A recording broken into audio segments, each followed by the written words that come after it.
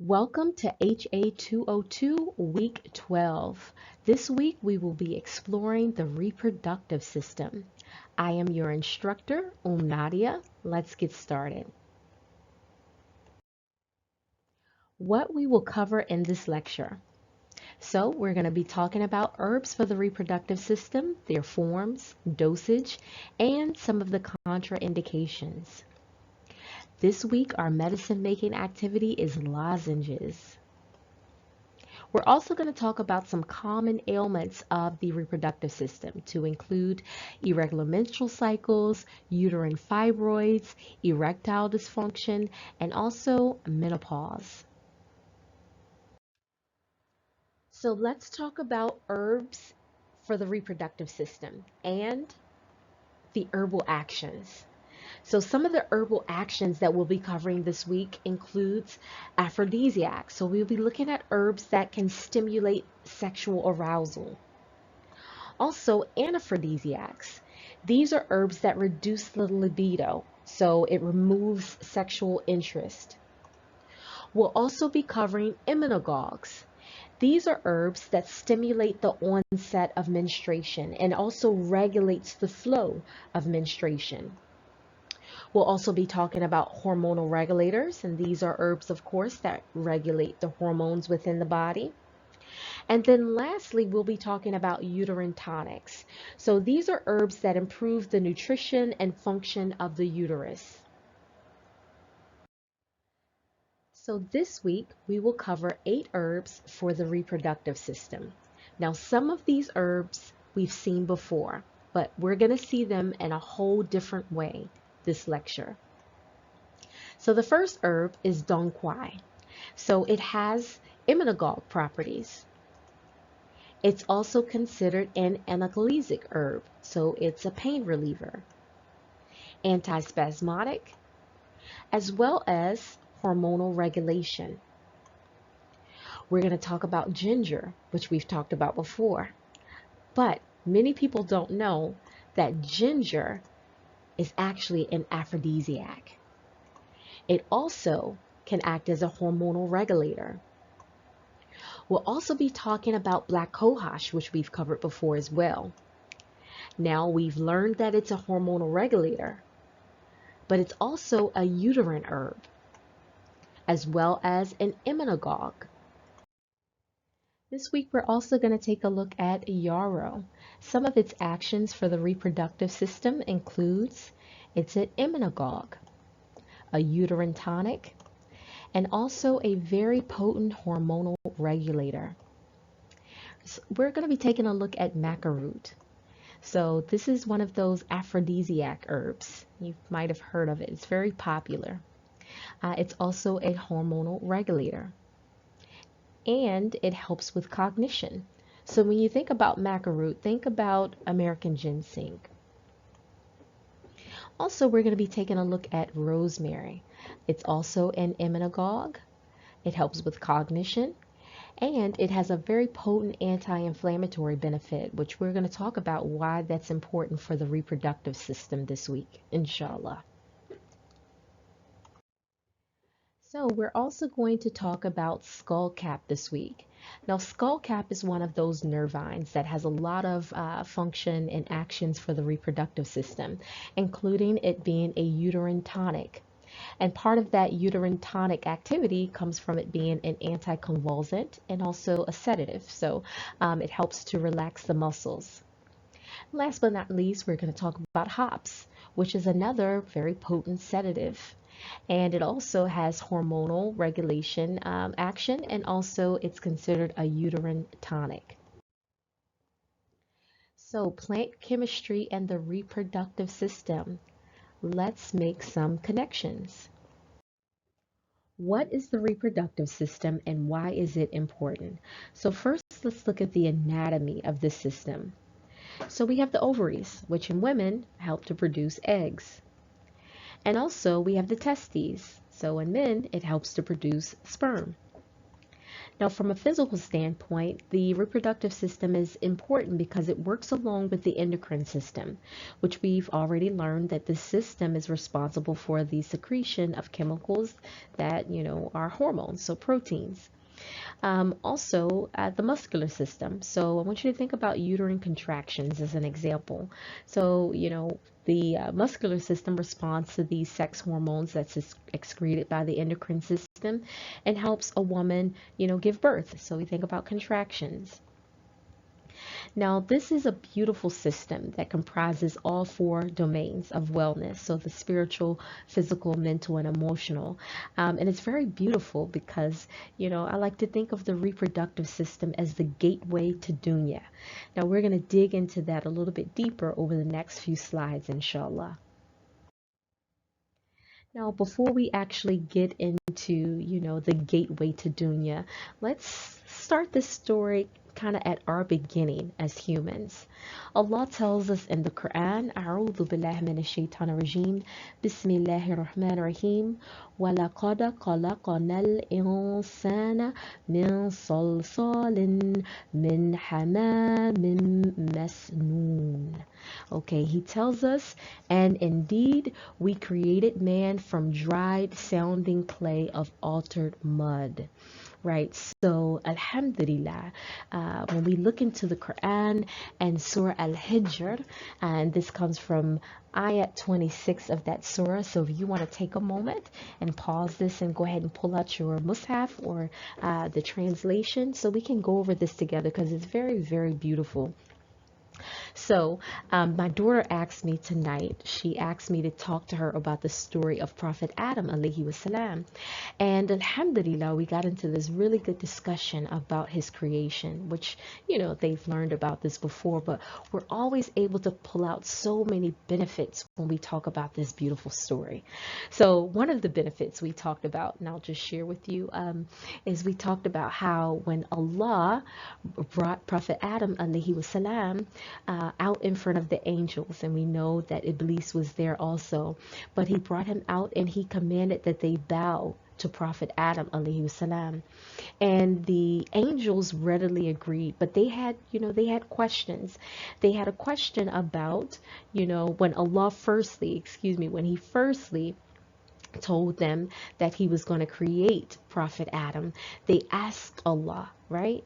These beings that Allah created, and I'm talking about the Malika, the angels here, that Allah created to worship him day in, day out. They never get tired. They don't have a choice. They worship Allah. They're pleased with worshiping Allah. They do whatever they're told. They don't have any objection in the matter, but they still had a question for Allah when he told them that he would be creating Prophet Adam alayhi wasalam, right? And their question was, are you going to create another being that is going to cause mischief in the earth and that's going to shed blood? And of course we know the story. Allah told them, I know what you know not. And he commanded them that when he has finished, completing this creation of Prophet Adam alayhi wasalam, that they were to bow to him, right? But Shaitan in that period, right, because there was a period before Allah had actually breathed into his body. There was a period where Allah was actually creating him with his hands. He was fashioning him, and we know from these ayahs that Allah created him from a clay, a mud, right? And there are some narrations that say that clay was black, and we know that salsal or sasal, it is like the sounding of it made that kind of salsa sound, right? So when we look at the earth, right, and we look at all the people on earth and our different shades, right? And we come from different lands. We should think about Prophet Adam alayhi wasalam and how Allah created him, right? Prophet Adam alayhi wasalam was the only human that Allah created with his hands, okay? And he created him from this, clay of altered mud. And from Prophet Adam, we all have come. So he's our father. And we know that his wife Hawa, Allah designed her, alayhi salam, for him. And so our mother and our father, the first of creation, but he was created from this clay. And then Allah tells us that he automated the process, but we'll talk about that in just a moment. But I want us to look at these ayahs here, right? So if you're looking with me at the Quran, Allah talks about how he created Prophet Adam alayhi salam, and then he tells us about how he created the other creation, which we know is the jinn, and how that creation was made from the smokeless flame of the fire. And then he commanded, he told the angels what he was going to do, how he was going to create it. And then he told them when I fashioned him completely and he breathed into Adam, then he commanded them to fall down. And the angels, they prostrated themselves all together, no uproar, but it was Iblis, for Allah, he refused. And that's because during this period where Allah was creating Prophet Adam alayhi salam, some narrations say that he was able to kind of like go back and forth into this area where Allah was, Prophet Adam was kind of laid out, right? He was just this hollow being, and Iblis was able to flow through him. And so in doing that, it developed like a jealousy, right? Allah knew this was all written. But this is how it started. He was able to, while Prophet Adam was laid out and without his soul in his body, he was able to travel through and out. And he saw this creation of Allah as something that was not as sophisticated as his creation. He saw that it was hollow from his, from his perspective, right? Very limited knowledge. And he began to base his opinions and his worship of Allah based upon his very limited knowledge of what Allah had created. Now this is before Prophet Adam alayhi salam had the soul, breathed into him from Allah. So Iblis was just very foolish and going on a very limited knowledge, right? And this is why Allah told the angels when they asked that question, I know what you know not, because Allah knew what he was going to breathe into this soul. That is part of the ghaib. You cannot see this, right? You cannot see this. And so Iblis formed his jealousies, his opinions, all of these things, baseless things, absent from examining the soul, which only Allah knows what is in the soul of a person. So this is a good example and a good, point of a good point for us to make, is that when we see each other as humans, we can't look at each other and form baseless opinions, right? Because we don't know what's in the soul. Even when when we look at each other as Muslims, right? And we see one of our Muslim brothers and sisters maybe erring. We don't know what Allah might do with that soul. And so our job is just to hear and obey and call to the worship of Allah. And if we see someone is obstinate against the truth, of course, if they're harming the believers and doing evil things, we warn against them. But absent of that, then we don't know what Allah has breathed into that body, right? And so we don't want to be like Iblis, looking at the outside of things and forming baseless opinions, right? Without knowledge. So to go on, we know the story. Iblis, he refused to prostrate. Allah sent him away, and he put a curse on him because of his refusal to worship Allah by bowing down to Prophet Adam and thinking that he knew better than Allah.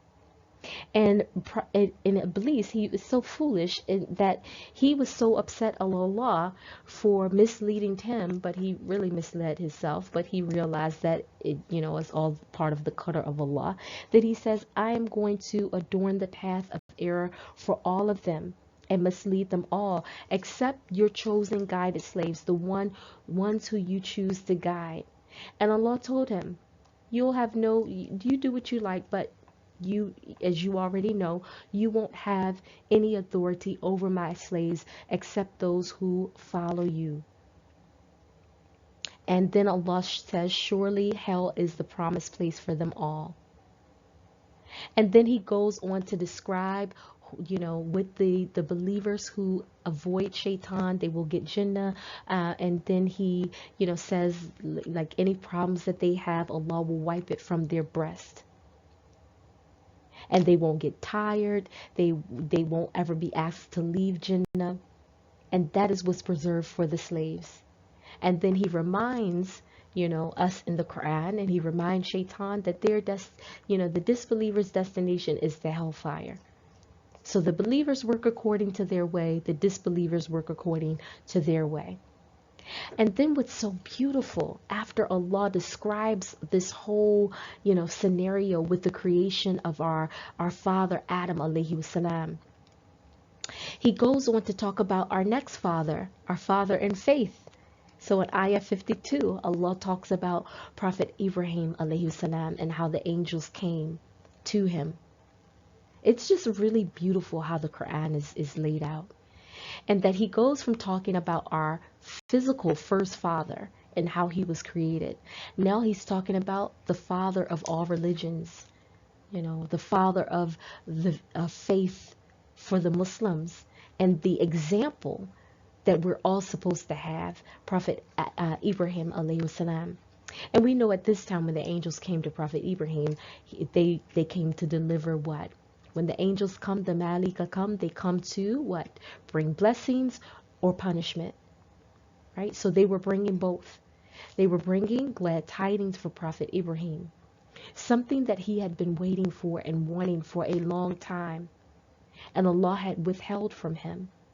But this is something that all the righteous people prayed for, right? What they prayed for was righteous offspring to follow them. They understood, right? They understood that this is the best gift after faith that one could be blessed with, is righteous offspring. So Prophet Adam alayhi salam, he was created from clay. And we know the story. Allah automated the process, and he was he was sent to the garden, Jinnah, his wife joined him, Hawa alayhi salam. Shaitan came and tricked them, and then they were sent down to earth. And Allah automated, he put this reproductive system in both of our parents, this beautiful reproductive system. So Hawa alayhi salam had the ovaries with the eggs, and she had plenty of them, right? Because we know she used to carry like multiple sets of twins at one time. So just think about her reproductive system. And then Prophet Adam, right? Allah automated the process to where, we were no longer going to be created with Allah's hands as humans from clay, but we come as an automated process through sperm and through this beautiful reproductive system, which is our gateway into dunya. So Prophet Adam and Hawa alayhi salam, we know that they got expelled from the Jinnah that they were in, and they got sent to dunya. And then the automated process, it started, but not right away. Because when they were sent down, there are some narrations that state that Prophet Adam was sent down to one continent, and it's believed that Hawa, she was sent down to Africa. So that's why you hear some non-believers, they will say things like Mother Africa, because they have pieces of the truth, right? But the truth is, she was sent to Africa, and Allah knows best. And they had to search for each other. Prophet Adam alayhi salam had to go search for his wife Hawa, right? This was their gateway to dunya. And Allah even tells us in the Quran that, we would be sent down to earth, and some of us would have enmity, like problems with one another. We would be sent to fitna. So one of the first fitnas that our parents had when they got to dunya was finding each other. Isn't this the same fitna that we have, as just humans, male and female today, is finding the right spouse, right? And Prophet Muhammad sallallahu alaihi wasallam, he left us guidance on what the right spouse is, right? What to look for. You look through your faith, right? You find your spouse through your faith, the best religion, the best character. Let that join you. Why is that? Because when you find your spouse, the goal here is to reproduce.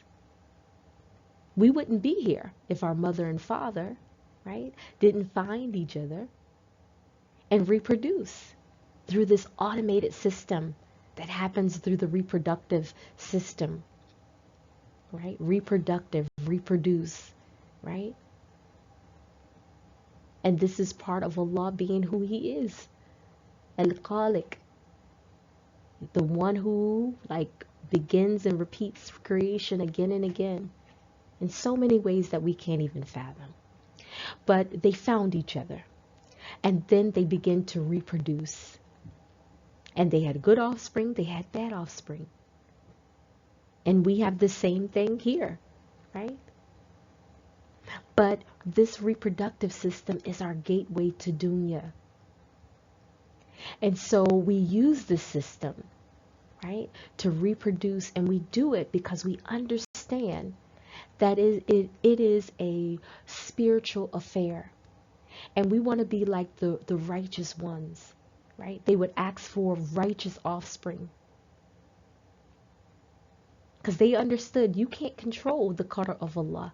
You don't know what He might bestow upon you from your offspring. But they prayed for righteous offspring.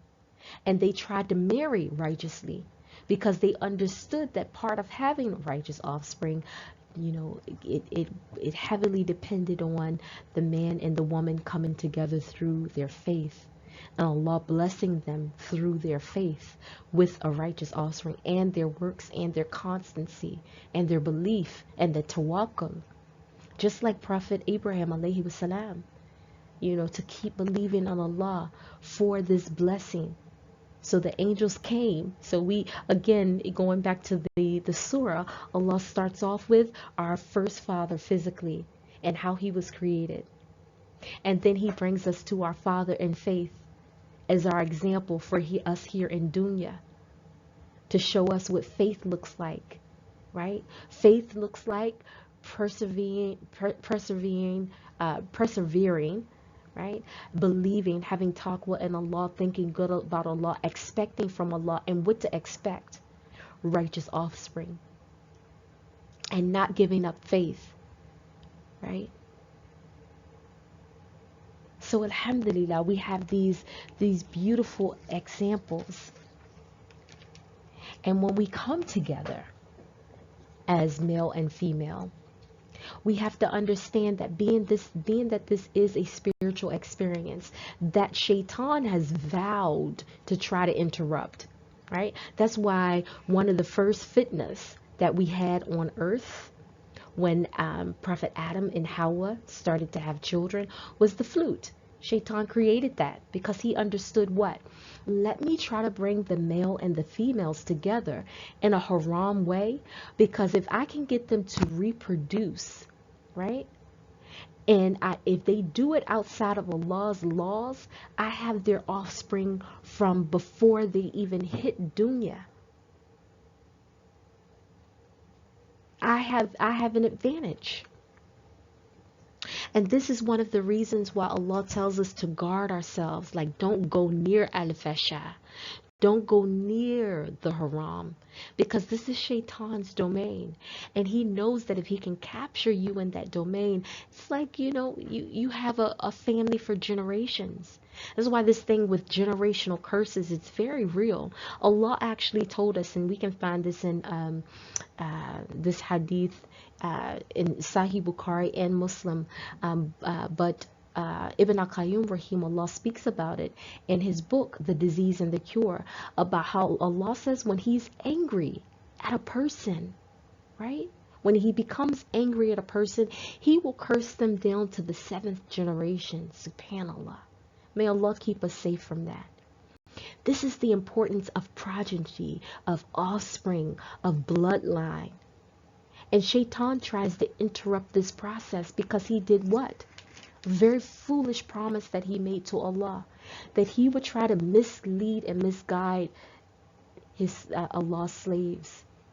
And it happens it happens with this male and female connection.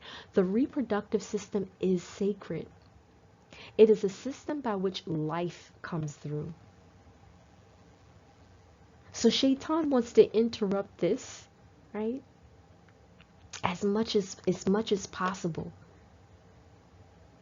Because he knows if he can interrupt it, he knows if he leads people to haram and producing in the haram, it disturbs bloodlines so much so that Allah tells us, we have hadith that show us that a woman who gives birth and she gives birth to a man's child and they're not married, that child can't even be ascribed to that bloodline. So now we have lost people who are not connected to their bloodline spiritually. This is a work of Shaitan. This is a work of Shaitan. A person becomes lost in dunya when they don't know their purpose in dunya, what they're connected to dunya, or in dunya of people, right? When they don't understand, and then when they don't have two parents that's trying to guide towards Allah, this is Shaitan's playground. So when we think about the reproductive system, right? We have to think about this as a whole system that comprises all four of these domains that have consequences for generations and generations and generations. And it cannot be something that we, whatever, if we, and we'll get to this when we talk about our clinical lessons, but when there are, issues, this is a system that Shaitan likes to attack spiritually a lot. And we have things like erectile dysfunction, right? We have things like, low sex drive in women. You'll hear stories of jinn possession where a woman or even a man, this happens to men sometimes, where their Shaitan has afflicted them, through the system and also through the mind, to where they can't even approach sexual relations with their husband or their wife because they see them as something that's really it's just like disgusting, right? To even think about going towards that type of thing. This is the work of Shaitan to get in between this process, because he knows, the benefits of a strong believing family. And this is one of the reasons why Shaitan celebrates when they can disturb a believing family, and cause fitna, right? And so we have to be very careful with the reproductive system spiritually. And when we transgress the laws of Allah, like, using this system for the haram, this is not something that can be taken lightly. This is an open gateway for Shaitan. An open gateway for Shaitan. From jinn possession to just like all sorts of spiritual diseases. So this is a system that has to be guarded. It has to be guarded, and young girls it's so important to guard them, because as we know, they develop their eggs right when they're when they're in the womb. And so Shaitan's attack on girls is especially hard, and especially because we have our systems are sometimes because of our nature and how we were created, right? We have hormone influxes. So we go through things. We go through puberty early sometimes, and that causes hormonal imbalances. And we have, every month, most of us have our menstrual cycles. And then, we have menopause when we get older. So we're in a constant state of emotional flux. And so for women, we have to be very especially careful with our young girls right off the bat, and making sure nutritional deficiencies are addressed, especially when we think about like the B complexes and things of that nature. because we have already learned when we talked about the nervous system, about the importance of like our B complexes, especially B6 and B12, because they play a huge role in serotonin production. So stabilizing the moods, right? And we know that why, women, we have so many things to watch out for, and a lot of it boils down to our moods and not being able to control ourselves, saying things out of anger, becoming upset, becoming losing faith easily, right? A lot of these things are like can be attributed to nutritional deficiencies, which really have to be, again, something that's looked after with girls, particularly early. Okay, so alhamdulillah, I hope that this was beneficial when we think about, the reproductive system as the gateway to dunya. So let's talk about some common ailments of the reproductive system. First, we're going to take a look at irregular menstrual cycles. Now, in order to know what an irregular menstrual cycle looks like, we have to know what a normal one looks like. So typically, a woman will have their menstrual cycle anywhere from 4 to 10 days, and that's a normal cycle. Now, it becomes irregular when, a woman does not have her cycle, or she skips cycles, so she skips months, or perhaps it's a prolonged period, so over 10 days. That's what we would consider irregular. Now, irregular menstrual cycles have different causes. We're not going to cover all of them here, but the handout inside of your download section this week is from the Cleveland Clinic, and they do an excellent job of kind of breaking down the different types of irregular menstrual cycles. I'm just going to mention two. And the reason for that is when we look at some of the pharmacopoeia and some of the herbal books, when we're looking at like the traditional remedies for treating irregular menstrual cycles, it's going to talk about these two main ones. So the first one is amenorrhea. Now, this is when a woman's period has stopped completely. So this is the absence of a period for 90 days or more. So we're talking about 3 months. Now, this is not, in the case of her being pregnant or breastfeeding, which we know you can have those times, and it's not talking about menopause either.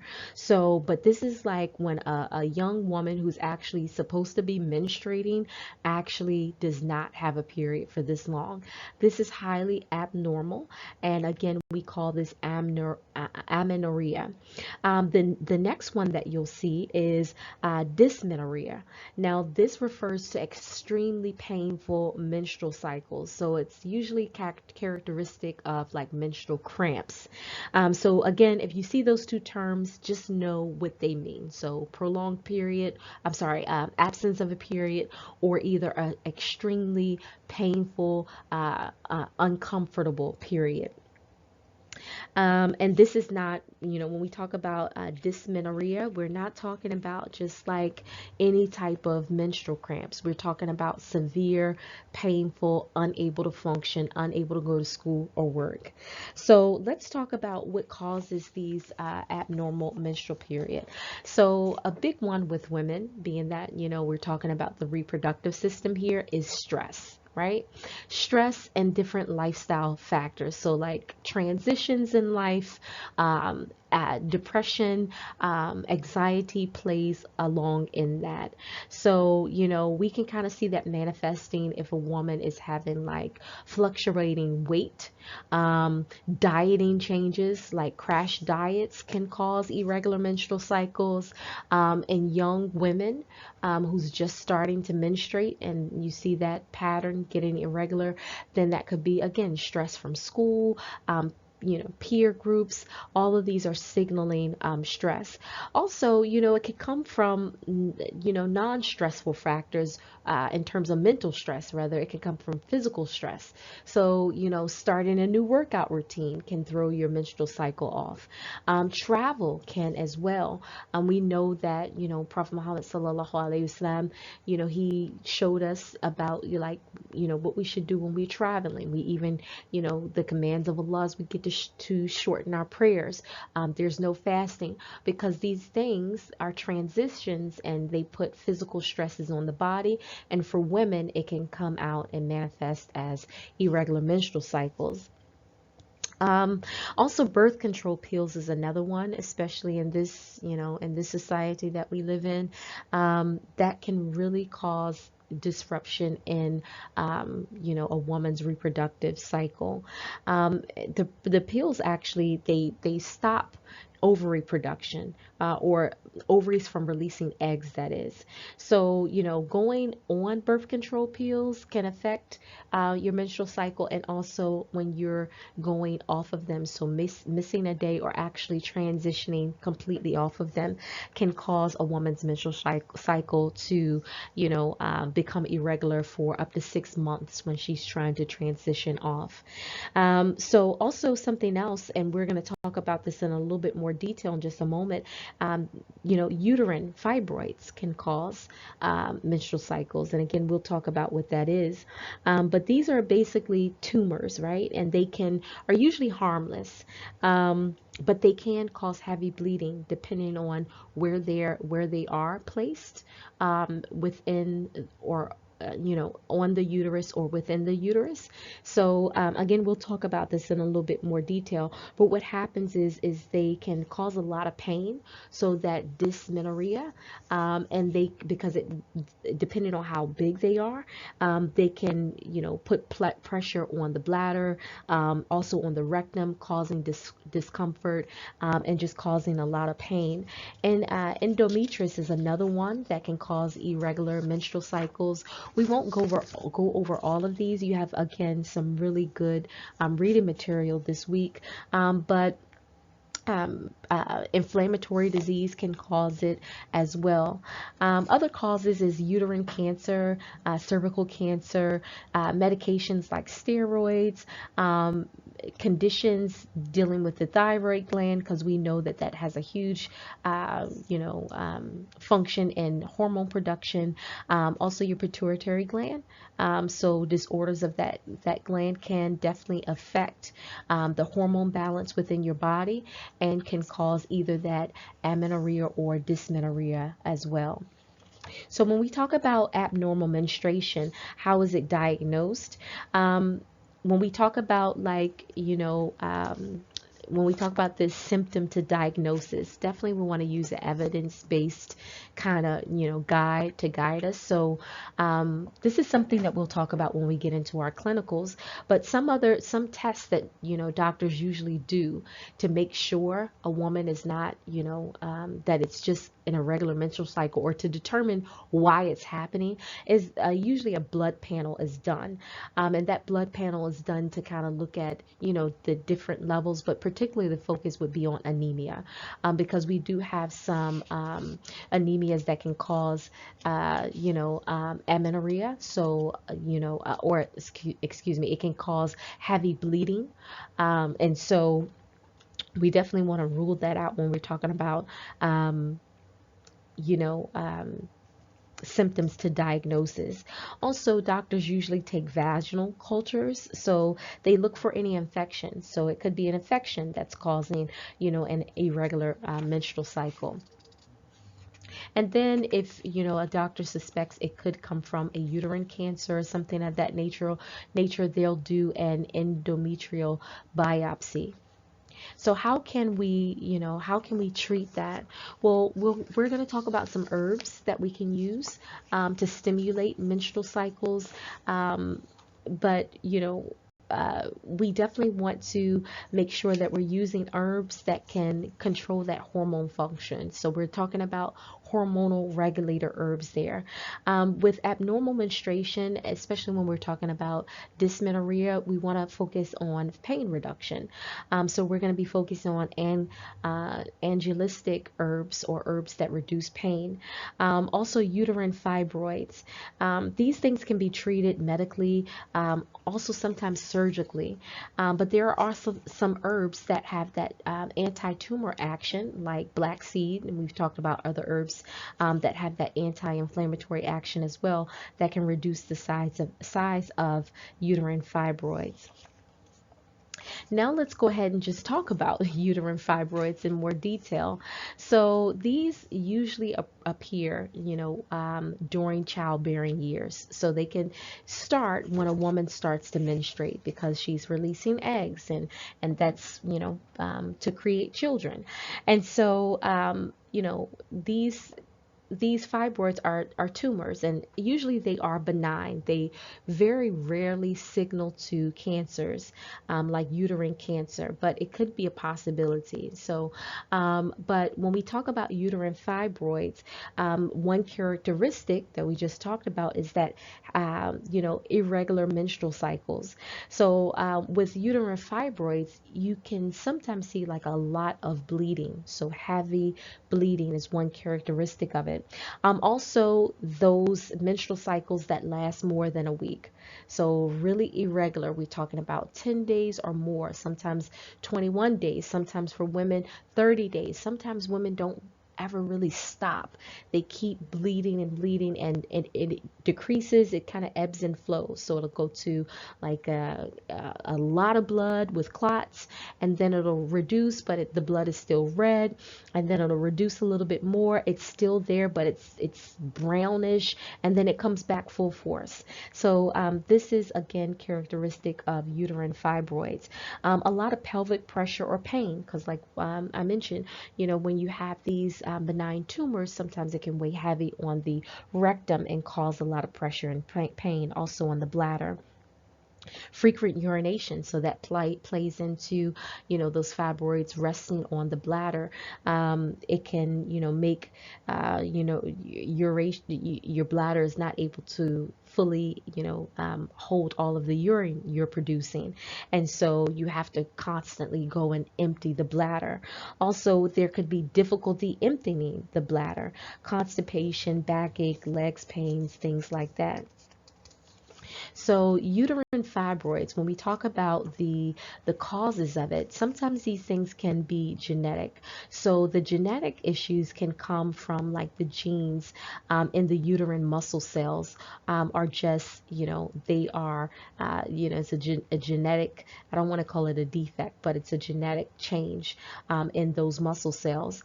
Also hormones, estrogen plays a huge role in and uterine, or the cause of uterine fibroids.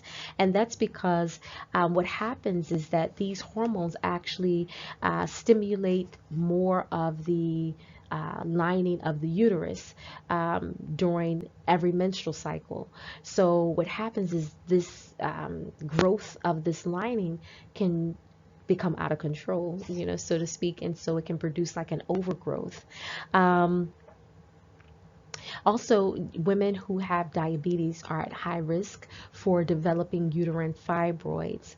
And African American women are at a huge risk for developing those. And again, that plays into heredity and things like that.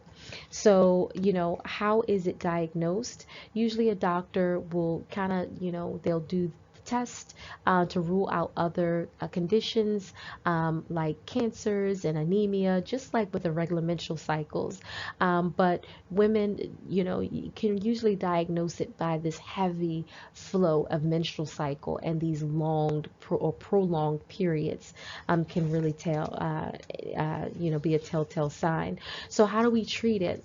So with irregular menstrual cycles, uterine fibroids, these are inflammation, right? And they're tumors.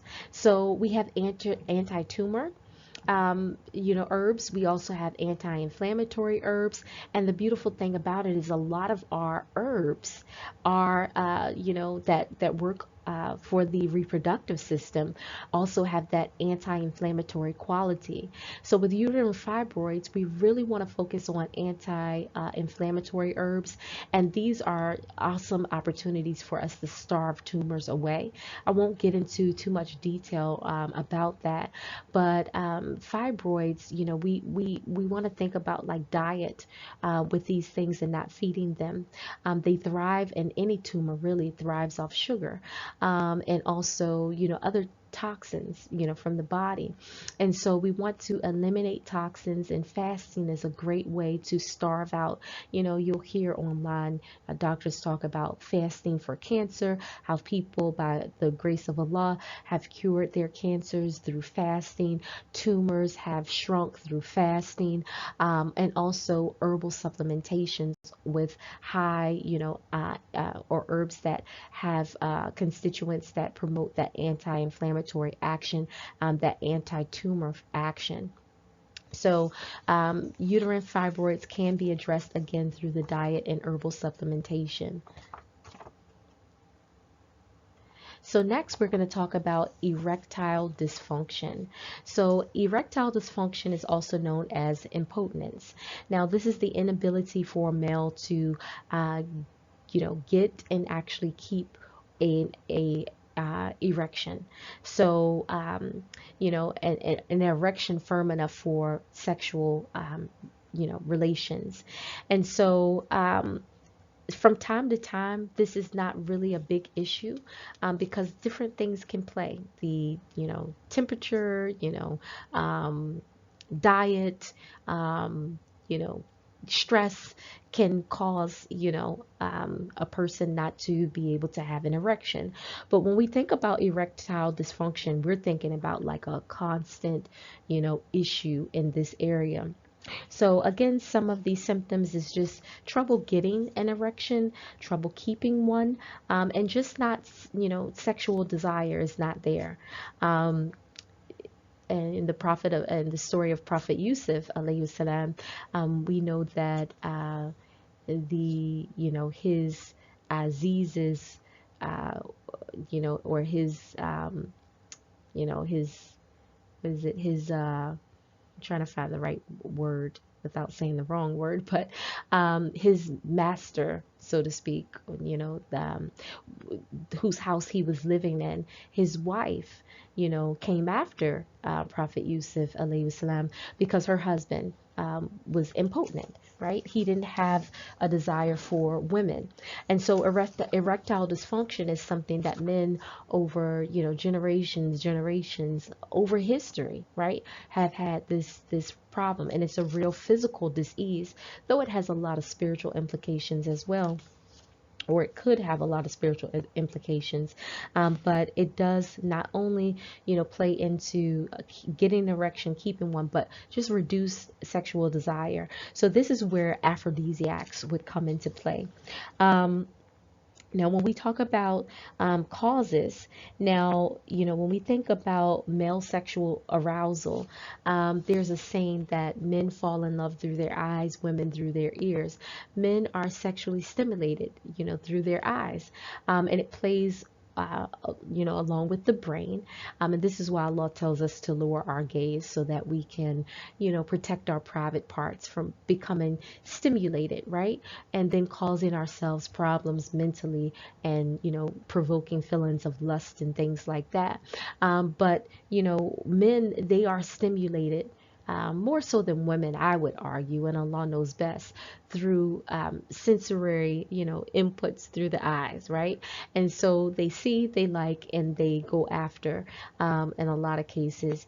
But with men who have erectile dysfunction, that sensory, that connection between the eyes and the brain is not necessarily, those neurotransmitters are not, communicating the right signals, to the, pituitary gland is not sending the right signals to the thyroid, nor not sending the right signals to the testes to produce hormones. Or if it is sending those neurotransmitters, it's not sending enough, right? And so with erectile dysfunction, we have to think about like the mental, part of this as well. So a lot of times with men, treating erectile dysfunction starts with herbs that, affect the pituitary and the hypothalamus, right?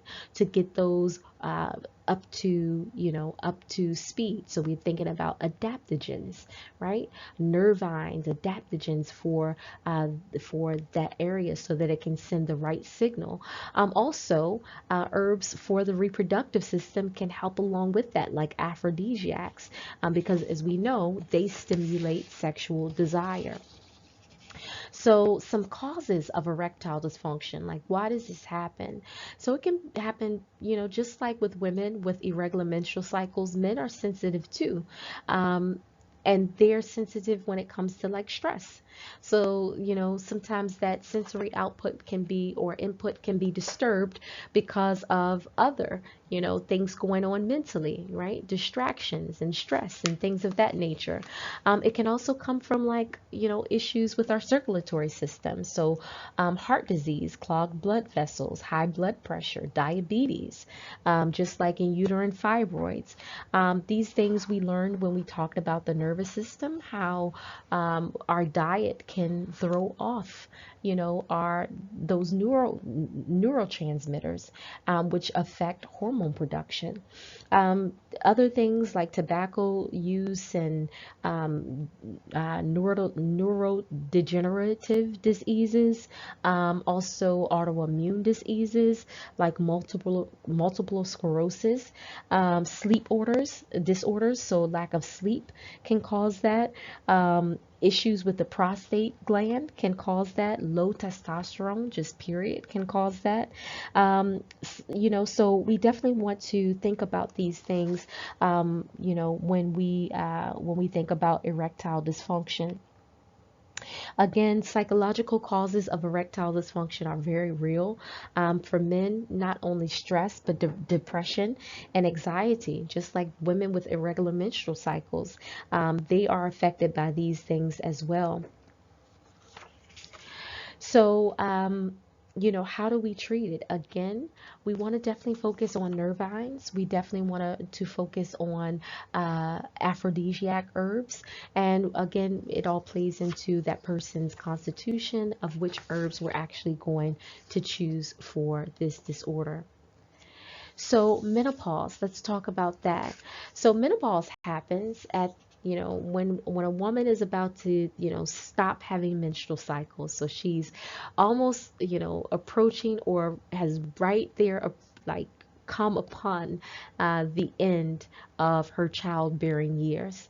So this usually is diagnosed after you have gone 12 whole months without a menstrual period, right? So that's no menstrual period whatsoever. This can happen when a woman is in her 40s or 50s. In the United States, the average age is about 51. So menopause is something that's natural for every woman, and so it's a biological process. But the symptoms that come along with that are sometimes overwhelming, and they can include like hot flashes and a lot of emotional, like roller coaster symptoms. I've talked to women who are premenopausal, some women who are, postmenopausal, and they all talk about the same thing, right? Psychosis is a huge thing when it comes to menopause. And one of these reasons is because we have been, having this system, this reproductive system in our bodies, and especially if you live here in the West, we haven't always nurtured this system, right? And so hormone production and regulation is probably already out of whack even before we approach menopause. But now that we're at menopause and our body is going through, all of our systems are going through all of these changes, and it's about to stop one of our main purposes of, as a woman, right? Of just not childbearing. It's a huge, it's a huge task for the body, and adjusting to that, our hormones are, sometimes producing a lot of estrogen and sometimes not producing enough. And this flux in hormones is like the worst, an emotional menstrual cycle, right? The worst time ever. So 10 times the worst, you know, emotional roller coaster that you would have gotten from ages of regular menstrual cycle, right? If that helps you understand a little bit of what that is. And so sometimes this can lead a woman to psychosis. Along with that, the body again is adjusting. So again, hot flashes, this, our internal temperature is trying to adjust to this new change of not, you know, having children in our womb or never again in this life. So, chills, night sweats, sleep problems, mood changes, severe mood changes, weight gain. We notice the metabolism starts to slow down, and a lot of women pick up weight during this time, which adds to depression and anxiety. The breasts start to lose their fullness, the hair starts to thin, and the skin becomes dry. So this is a very rough time for most women, and a great time for, B complexes and natural herbs to help us regulate these emotional and hormonal changes. So menopause, again, it's a natural, why does it happen? It's a natural process, right? It can also happen if a woman has to undergo like a hysterectomy, or she has her ovaries removed, where her body will start that process then. Also, chemotherapy and radiation therapy can cause this type of menopause to come early for some women as well. So, when we talk about, again, how to treat it, we definitely want to, if we have clients that are going through menopause, or maybe we are going through menopause ourselves, just in my, practice, I've found that nervine herbs, and also B complex supplementation along with folate and magnesium and also vitamin C are huge hormonal regulators for a woman going through menopause. So let's take a deeper look at Allah's beautiful divine ayat, his beautiful signs. So let's talk about Dong Quai, or Dong Quai, or in its Latin name, Radix angelica sinensis.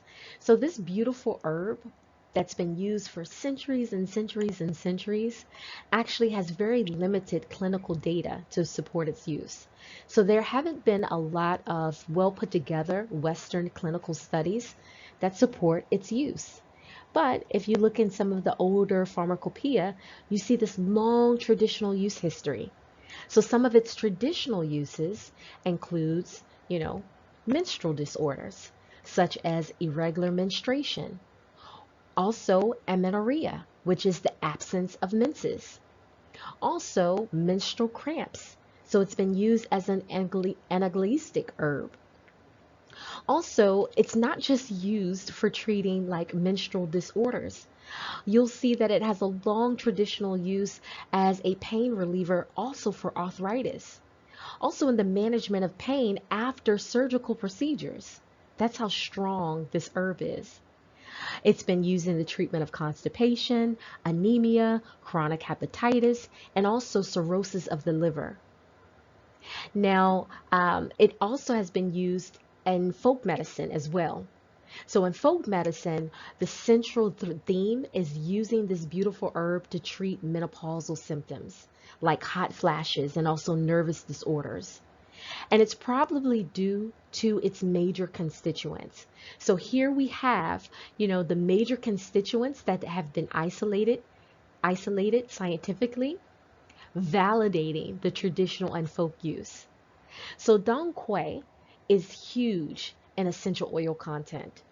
So some of those essential oil contents include lingustulides and also angelicides.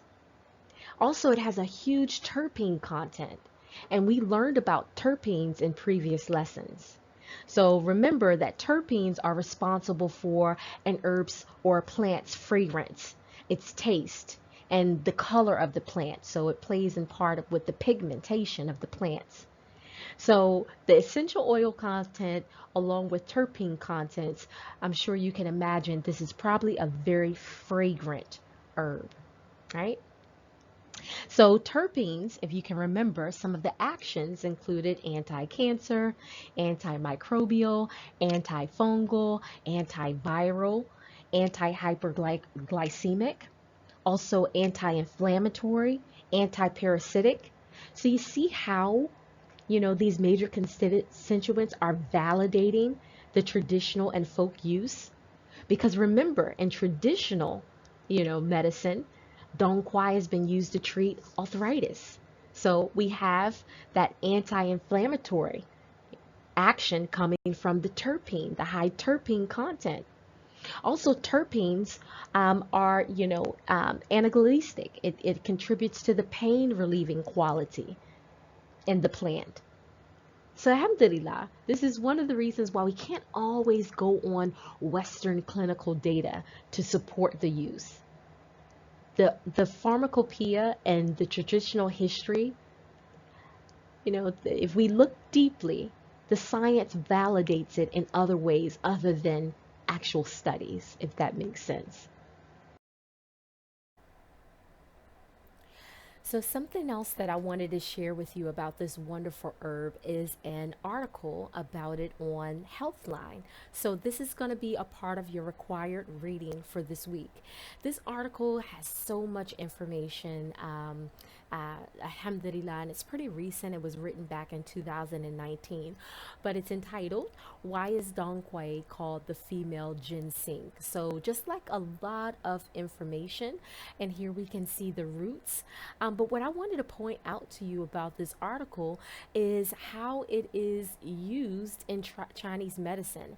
So in Chinese medicine, they believe that the different parts of the root actually has different qualities and actions. So this is just like some really good to know information. It's beautiful to explore other modes of herbalism, right? Because we can learn things, and if they don't contradict the Quran, the Sunnah, and if we can kind of validate them in science, it makes it even better. So I thought that this was really, really cool. Here they talk about like how the whole root, you can use every part of it to enrich the blood and promote blood flow. So just to know that even though we didn't talk about this action this week because we're focusing on the reproductive system, Dong Quai is actually a great herb for the circulatory system. Also, they believe the whole root has that circulation cardiovascular or cardiac property rather. And so they believe also that like the root head, so the top of the root, promotes blood flow and stops bleeding. And the main root body, so with no head or tail, so just like that middle like part of the root, enriches the blood without promoting blood flow. I just thought that this was super cool, and the extended roots, right? So let me go back up. So these extended roots that kind of branch off from the main root, they believe that that has its own special property. It actually can promote blood flow and slow blood clots. So there we have that immunogogue property, right? To promote blood flow for people who are not menstruating, that irregular menstruation. So this is just really interesting. Fine hair-like roots to promote blood flow and to relieve pain. So essentially what they're saying is that, in the different parts of the root, you have different concentrations of constituents, which makes complete sense, right? It really makes complete sense. So alhamdulillah, I just wanted to share that with you. This article also goes into like its potential role in cancer treatment. Again, we talked about how the terpene content, terpenes in themselves, one of the mechanisms of actions is anti-cancer. So it goes into detail about that. It gives you some information about Quai as a hormone regulator and how it has the ability to act like estrogen within the body. So very good information in this article. It's not very long at all, but again, it's going to be a required reading for this week. I've included the link to this in the body of your class description for this week. So I hope that you enjoy learning more about this wonderful herb. So let's talk about black cohosh. Now, you probably remember that we talked about black cohosh when we looked at the endocrine system. So we won't go into too much detail again because we've already covered it. However, I have put some very interesting articles inside of this week's download section for you to read that will expand your knowledge about black cohosh, particularly for the reproductive system. So this article is again a pretty recent article, and it just talks about black cohosh to support reproductive health. Now in this article they talk about all the different ways that black cohosh can be used. It talks about its traditional uses. So for menstrual dysfunction, it helps to reestablish that normal menstrual flow. It also talks about it as a pain relieving herb, particularly for menstrual disorders. So an analgesic herb, also as a uterine herb. Now we can't consider black cohosh a uterine tonic. Remember, tonic herbs are herbs that you can take in low doses over a long period of time. As you can remember, we talked about this, that you can't take black cohosh for a long period of time because it does have some very toxic constituents in it. However, it's still considered a uterine herb because it's been found to help relax and also dilate the cervix, to strengthen uterine tone, and also it helps with contraction. So it's antispasmodic. So it has that uterine function, but we again can't consider it necessarily a tonic because we can't take it over a long period of time, even in low doses. But it has been determined to be very effective in treating hot flashes, night sweats, vaginal dryness, heart palpitations, tinnitus, vertigo, sleep disorders, nervousness, and irritability, which are all things that women with menopause experience, and also women who are experiencing like high fluctuations in their hormones. So, it could be women who are in their last months of pregnancy. There have been studies that show that, this herb is very helpful in, helping them with these things as well. So, this is a great article. I included the link to this article, and I also did like a handout for you, and I do encourage you to do that as well. Like when you find really good articles out there, try to save them as a PDF as well as bookmark the site. But when you save it as a PDF, say for instance the site goes down, maybe the business closes, or for some reason they take that information off the net, you always have that hard copy saved that you can refer back to. So again, you're going to see the link, but you're also going to see the handout in your download section for this week, inshallah.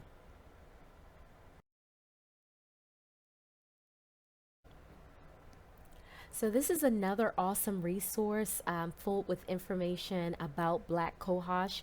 This is actually from the National Institutes of Health. So they have a whole office dedicated to researching and understanding dietary supplements. So herbs fall into the category with them as dietary supplements. So something that you take as a supplementation form. So they don't necessarily look at it as medicine on its own, kind of complementary. That's a whole other discussion. However, the research that they do on these herbs can be quite biased, but also can be very helpful as well. So this is one of those pieces that are very helpful. So this is actually a fact sheet that they put together, and they have many fact sheets on different dietary supplements, they call them, that are very helpful for us as herbalists, right? Because we always want to be fact-based practitioners. We want to, trust in Allah, but also tie our camels. So if the information is there to give us a deeper look into the science of these beautiful divine ayat that Allah has put here for us, then we see that as a ni'mah from Allah, as a blessing from our Lord to us. So we take it, in that case. So again, these fact sheets for health professionals are very, very beneficial that the NIH puts out. Definitely recommend that you explore their website. And when you are exploring herbs to use in your practice with your clients or on yourself, that you have these fact sheets and print them out and keep them in their own kind of binder or folder that you have, so that you can refer to them and get the science-based information behind their use. So this fact sheet, I really like it a lot because it contains two studies about the use of black cohosh, particularly for menopausal symptoms. And I'm sorry, the screen is a bit cut off here, but you'll have the link to this and also a hard copy in the download section. But these two studies, again, wanted to test the effectiveness of using black cohosh to treat menopausal symptoms. So these studies provide great information in terms of the dosing, right? Interestingly enough, in one of these studies, ginseng and also Quai was used in these trials as a part of the overall herbal formulation that was used. So please go and read this. This is a part of your required reading for this week. Something else that I want to point out is that at the end of this fact sheet, it actually points to important contraindications that we didn't necessarily cover in detail when we covered the endocrine system and we talked about black cohosh. So in this fact sheet, they talk about a lot of different cases of liver liver damage in people who used black cohosh, and it tells you about the frequency that they used it and how many cases worldwide, and even in other countries they talk about the Australian Department of Health and their statements about black cohosh, and just some information for you to see the importance of studying contraindications when it comes to all herbs, but particularly black cohosh, because again, we have those toxic constituents that are in this herb. Though it is a very beautiful and very beneficial herb, you definitely want to know about this. So that's going to be on your test for this week. So please take your time and enjoy learning about that. Again, it's in your download section, as well as there will be a link for you in there. And so again, enjoy learning a little bit more about black cohosh this week.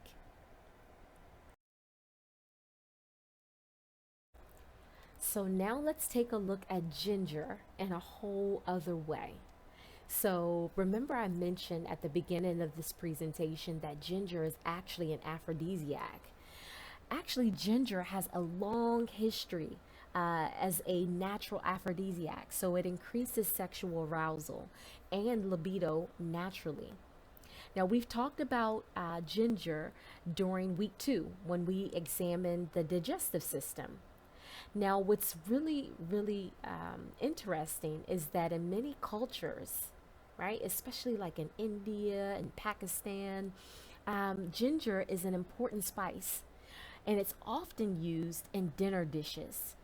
And it's also added to the after dinner tea, but it's sipped all day long and included in other dishes as well, but primarily those main cuisine meals like our curries and our masalas. So added in is that special flavor in dinner dishes, and again that after dinner tea. And one of the reasons for that is to promote digestion. So again, we've covered ginger back during week 2, I believe it was, when we talked about the digestive system. But what is so fascinating to me is just the subhanallah, how beautiful this is. Let me share. So, Ibn al Qayyum, rahimullah, he has a pretty lengthy session or section in his book, The Medicine of the Prophet, sallallahu alaihi wasallam. And that section is entitled, Sex is Best After Your Food Has Been Digested. And this is actually going to be a required reading for this week, by the way. So this reading starts on page 275 all the way to 298. But it's pretty fascinating. It's going to be an easy read for you, I believe, because many topics related to this week's lesson on the reproductive system is covered within this section of his book. So I'll just read an excerpt of what Ibn al-Qayyum rahimahullah mentions on the bottom of page 287. He says the best time to have sex is after the food has been digested in the stomach, but not when the stomach is empty, for it weakens instinctive heat. Also, one should not have sex when he is full, because in this case, sexual intercourse causes clogs, nor when one is tired, after taking a bath, after vomiting, or when one is nervous, sad, depressed, distressed, or very happy.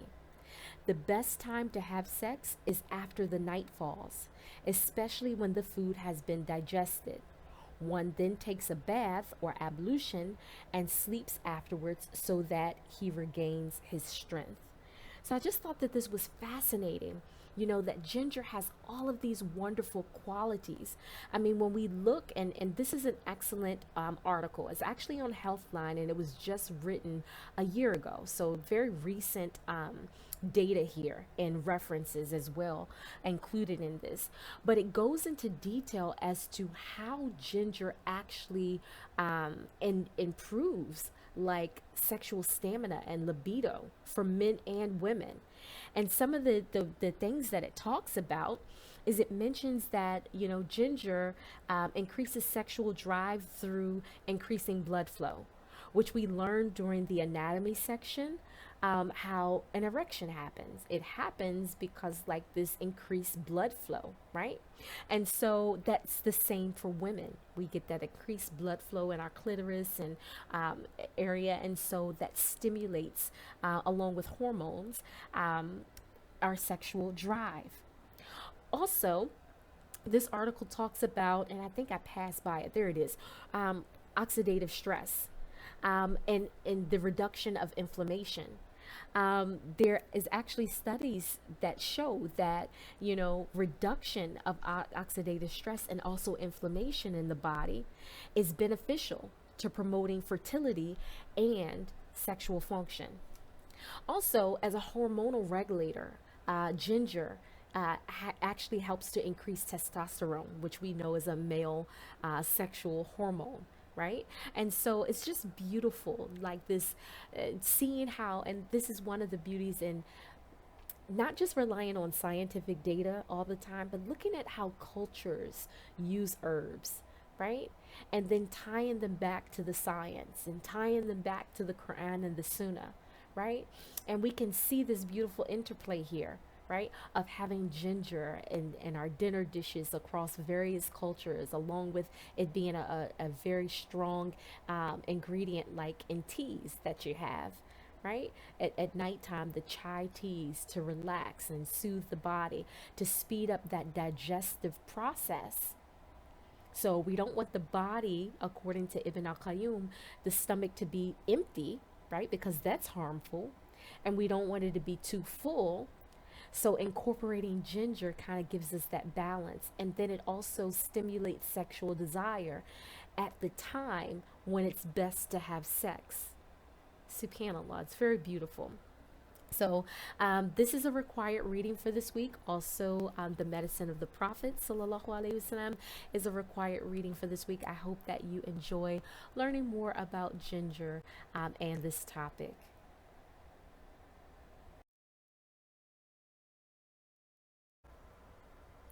So let's talk about yarrow for reproductive health.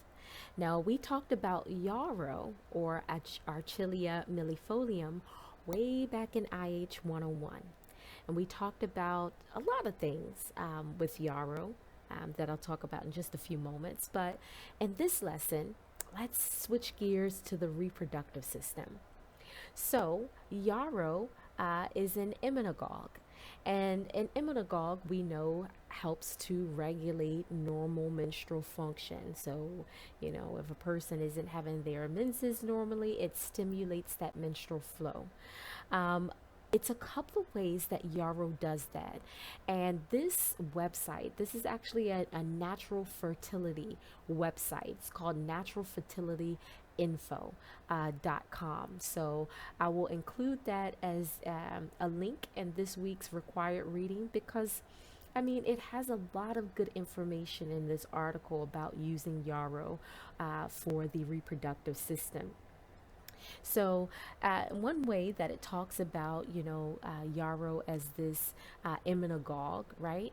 It talks about how it tones the muscles of the uterus, as well as it increases the muscular activity of the uterus, which serves to initiate menstrual flow. Now, this happens when the muscles of the uterus are stimulated. Then the uterus actually helps to shed the endometrium, which stimulates regular menstrual cycles. So, this would not be a good herb, right, to take as a tea or any other way. This particular article even talks about using yarrow compress for fertility. You definitely don't want to use this herb when you're pregnant because again, it's an immunagogue, so it's one of those herbs that stimulates menstrual flow. So again, you don't want to do that when you're pregnant. So there are studies, so just as a note on contraindications, and I'm going to include this particular study that I'm mentioning. It's not in this document. It's in another document, another article, journal article. But one of the main contraindications is for men. So even though this is a great fertility herb for women because of all that it does to help in fertility for women, it's not so good for men because it's been shown, in a study done with Wistar rats, that it actually reduced the sperm production. So spermatogenesis, it reduced that production. So as a caution, you'll read all this fantastic, information about yarrow being used as a fertility, an herb with this long traditional and folk usage. But when it comes to men, it's a whole different playing field. So definitely want to keep that in mind. This is a required reading for this week, and let's talk a little bit more about yarrow.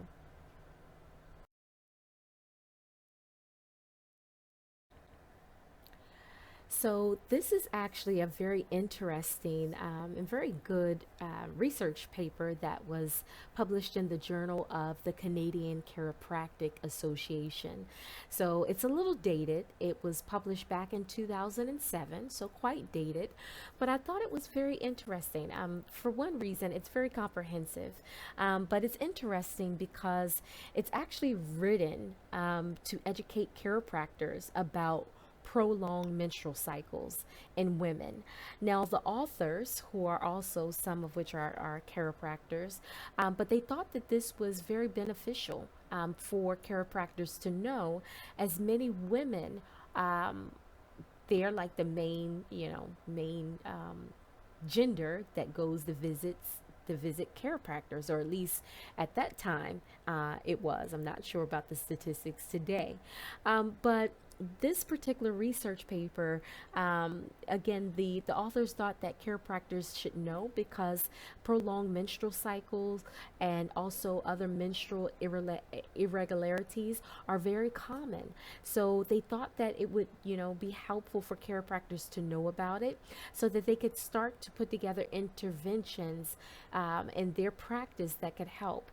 But what I thought was really interesting for what we're learning here this week is they actually talk about like traditional herbs that's used to treat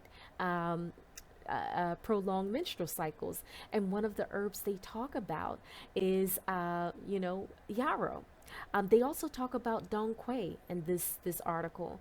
And they talk about it as a traditional herb for blood loss.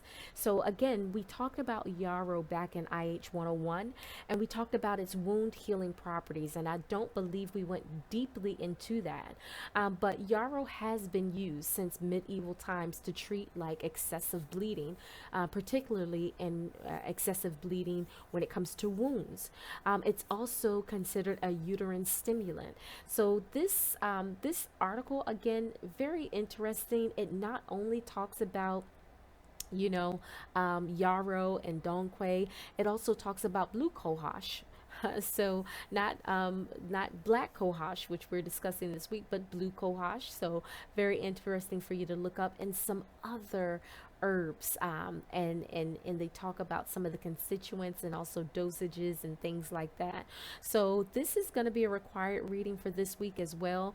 Kind of let your eyes kind of flow down to the Yarrow. That's our particular, our main interest here. But if you want to read some other stuff, I mean, it's not a very long read, and it's really interesting. So that's going to be a required reading for this week as well.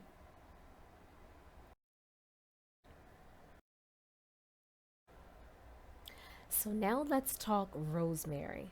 So rosemary is one of these beautiful herbs that we can use fresh or dry, and it's mainly used as a food product. So as a nutraceutical rather. So we put it in our foods, and we add it for flavor and all of those wonderful things. It can also act to preserve our foods, to make our foods last longer. So you'll see across cultures, rosemary is a very popular herb that's used in a bunch of different dishes. I bring rosemary up for the reproductive system because, for one, as I just mentioned, it is so popular in food ingredients, but it has many, many contraindications, especially for men, that must be noted. That sometimes if we have clients that are men and are having fertility issues like a low sperm count, sometimes we don't automatically go to what are they eating that may cause that.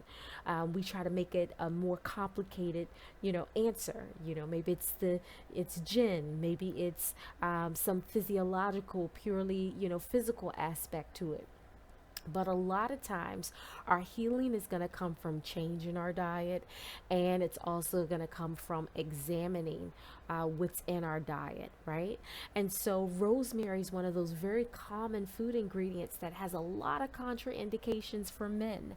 So, this particular article talks about the health promoting benefits, and I wanted to include that as a recommended reading, or required reading rather, for this week, because it goes into the different properties of rosemary, dosages, the phytochemicals, all of that good information. And it talks about also some of the actions here as well. So definitely want you to read that. But when you read this, think about it in two ways. So for one, for women, it's a great reproductive herb. So it's great for like its emmenagogue qualities, so stimulating blood flow. Actually, for people who have bleeding disorders, it's contraindicated for them because it works so well to stimulate blood flow. Rosemary is a digestive aid, which is one of those reasons why it's highly used in a lot of our dishes. Just like ginger, it helps to break down food and make food go through our digestive tract faster and easier. It's also anti-inflammatory, which we learned that anti-inflammatories are actually very beneficial for increasing the libido and sex drive. However, for men, so this is all good stuff for women, but for men, there are many studies, and I did include a few of them in this week's required reading. It shows negative effects for males, especially when it comes to testosterone production and also sperm production. So it's definitely contraindicated for males who are already having fertility issues, or for males who want to have children. We have to really rethink this very common spice, this very common herb in our dishes for males, because this could be a very, very real reason why they may be having fertility issues. So, for women, it's great, not just for all of those properties and actions that I mentioned, but I mean, just a ton of different benefits for like women going through menopause. There are actually studies to show that it helps with like relieving brain fog, so helping with cognition. And this might even be possible with just aromatherapy, right? And so, but for men, definitely be careful if you ever have a male maybe in your family or someone that comes to seek treatment. You know, if it's a fertility issue, we have to look at the foods that are causing this. Rosemary isn't the only common herb that can cause fertility issues in men, but it's one of the most common ones that we commonly see in many dishes, and also as just preservative ingredients, right? When we think about all of these processed foods that we eat, rosemary is a common preservative used because it does that job very well in preserving foods. So we really have to rethink fertility issues when it comes to men, and start looking at like these micronutrients that they're getting in, so in small quantities but over a large or a long period of time can really cause dis-ease. And a lot of times we eat things that can cause disease or can cause issues, like, in this case, fertility issues in men. We start eating these things, as soon as we're able to eat solid foods. So from the time that we're young, and just because of lack of knowledge, about how it can affect the body, across different genders, we don't know. And so we don't attribute these micronutrients to disease often, or, ailments, right? Or dysfunctions. But it's very common and it can happen. So just some good information about rosemary. Included some readings for you this week on that. We covered rosemary in a previous lesson. So definitely going to encourage you to go back, even though we talked about it in the essential oil form. You can still go back and look at the different constituents and the mechanisms of actions that they have, and make those connections, to the reproductive system.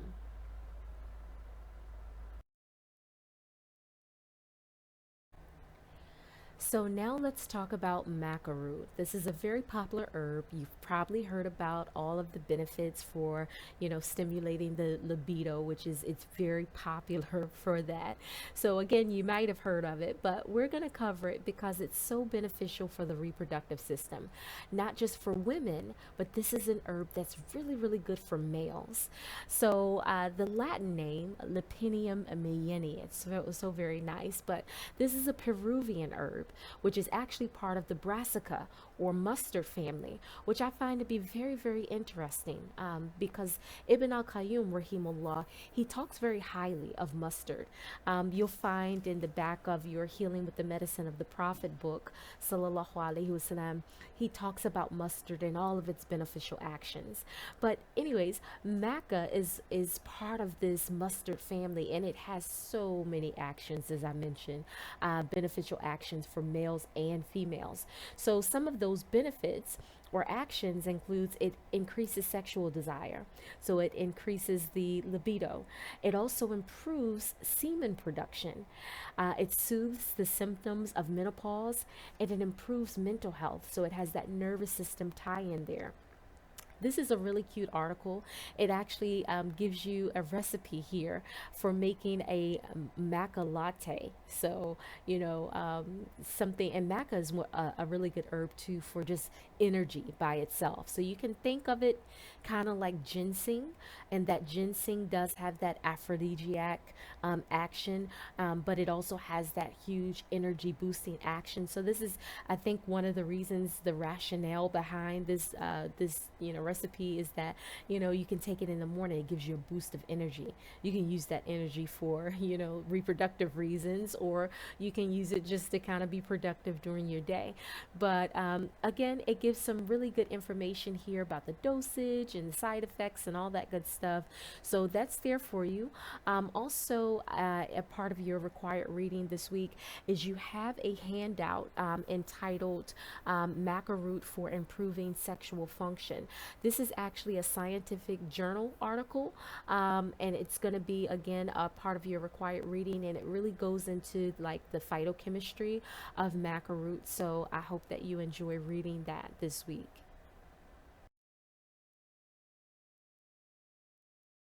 So now we're going to talk about Scullitaria lactariflora. So this beautiful herb, like many of the herbs we've discussed this week, has a long traditional use history, but not a lot of scientific data to support it. Now for this herb and then the next herb that we're going to talk about, I'm going to leave it primarily for you to learn about through your reading this week. However, there are some important things that I want to mention about them because it's just going to be important for you and your practice and also product making. So for one, with skullcap, you definitely want to use caution when you're sourcing this herb. And the reason for that is because it's been found that a lot of commercial products that contain skullcap are actually contaminated with another species. And this species is the Turricurum species. Turricurum species.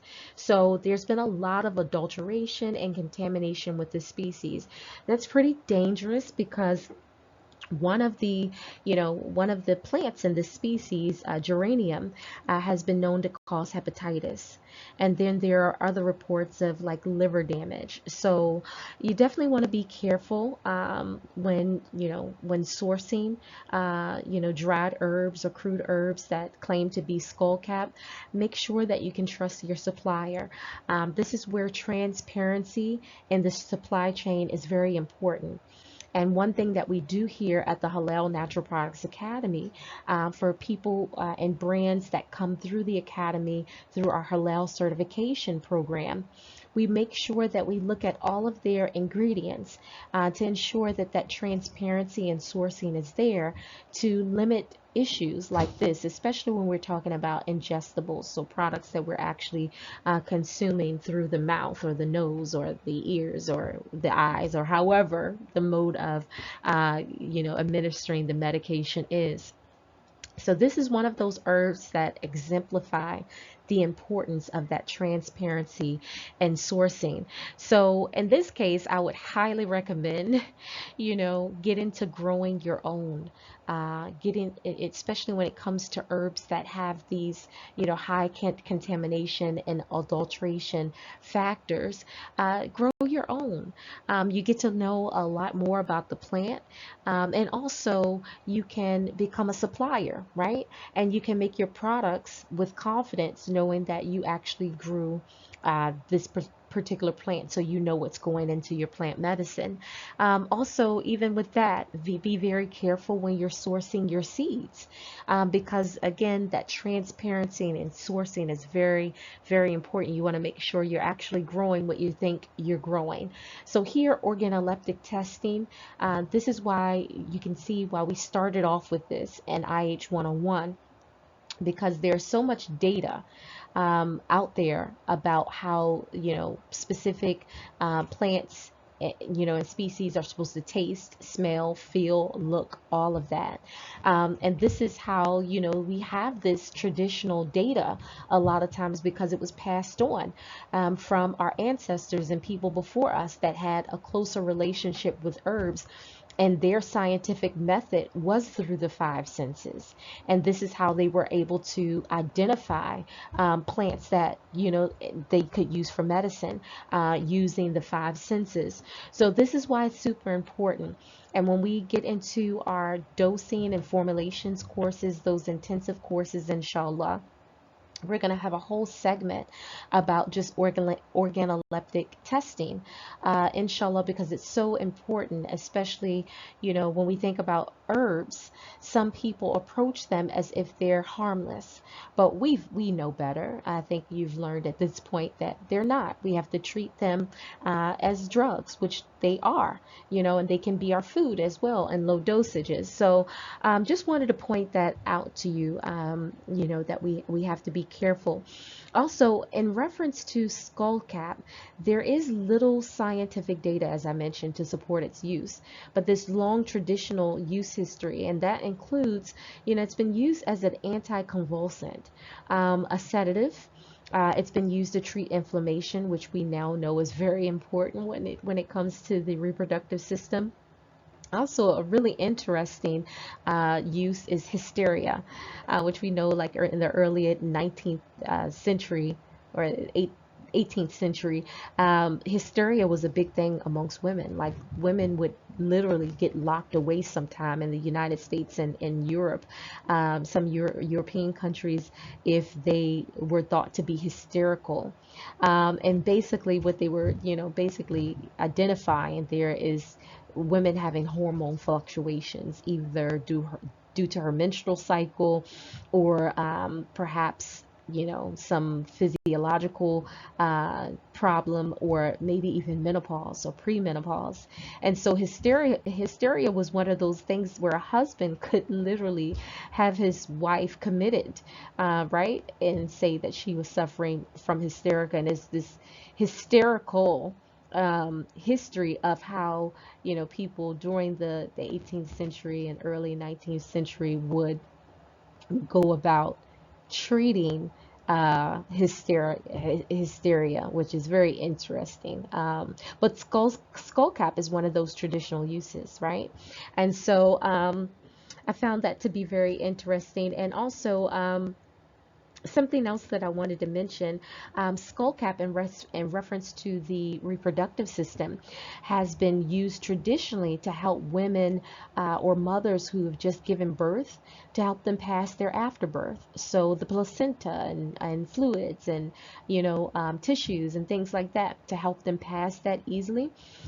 Probably due to that sedative effect. I mean, we learned about this when we talked about the nervous system, and how, our sedative herbs are really good as antispasmodic, or they can be considered antispasmodic herbs as well, right? So to relax those soft tissues, to allow for fluid distribution, and also in this case, passing afterbirth for women. Also to promote menstruation. So there we have it again, that antispasmodic kind of anti contraction action that sedative herbs or nervine herbs naturally are going to give the body, right? Because we think about muscle relaxers, same category in different degrees.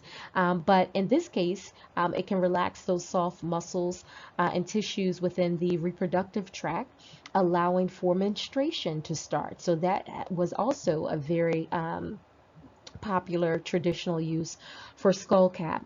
So this week, skullcap, the reading for it can be found in your textbook. So actually in your herbal medicines textbook on page 530. So as always this week, I definitely want you to pay attention to like the major constituents, the dosages, and also contraindications, because that will be discussed on the assessment, inshallah.